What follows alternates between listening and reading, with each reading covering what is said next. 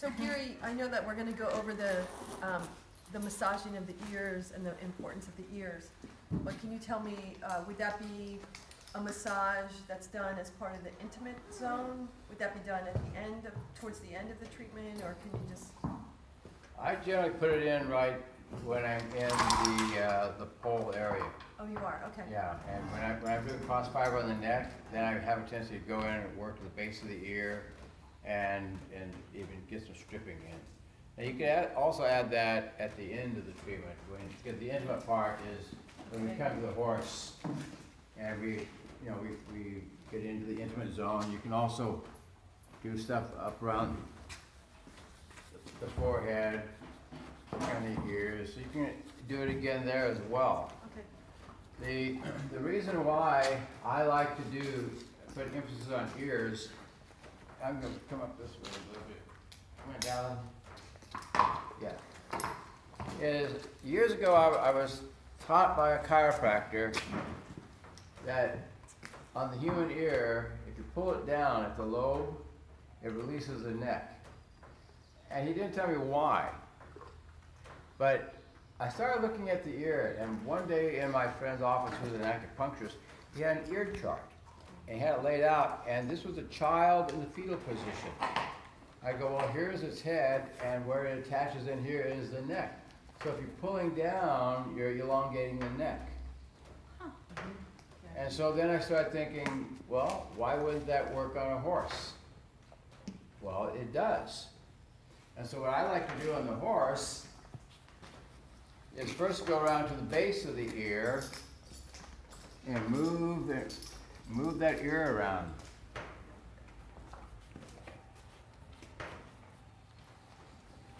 And then I like to strip the ear, if I can do that.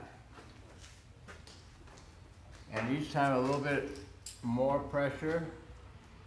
As you see, I'm putting, the head's dropping down. So what we're doing, we're releasing at the base at the attachment of the ear and relaxing the neck. This is also good for the atlas area that gets tight.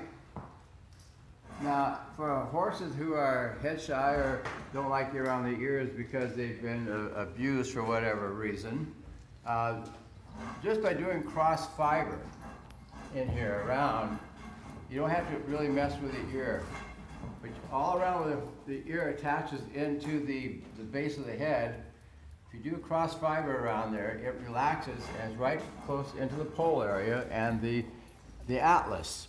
So you can do cross fiber techniques in there, and that's another video we're going to do in a bit, is the area that I like to do cross fiber where they're most effective. And so then once you get the horse, they really like that, then you can start rotating at the base of the ear. Move that ear around, move that ear around.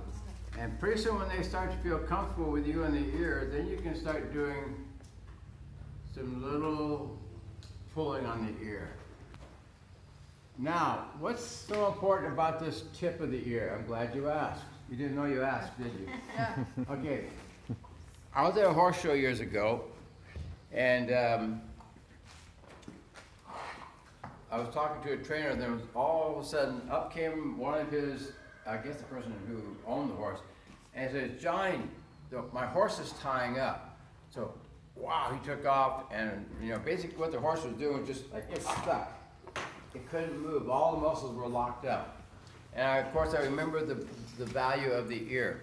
And so Johnny was at the back of the horse, and he didn't really quite know what to do. And so I said, Johnny, and I was on the outside, not in the stall. I said, Johnny, pull the ear, strip the ear. So he did. I said, now grab the tip and pull. So he grabbed he got the tip here, and he pulled. I said, pull as hard as you can. He did, and within about a minute, the horse started softening up and came out of its being locked initially. So that's a very important area to work. If you have a horse at a show that's tying up, work this ear area. And they won't fight you because they can't move. They're just like locked. So you can go into that ear area.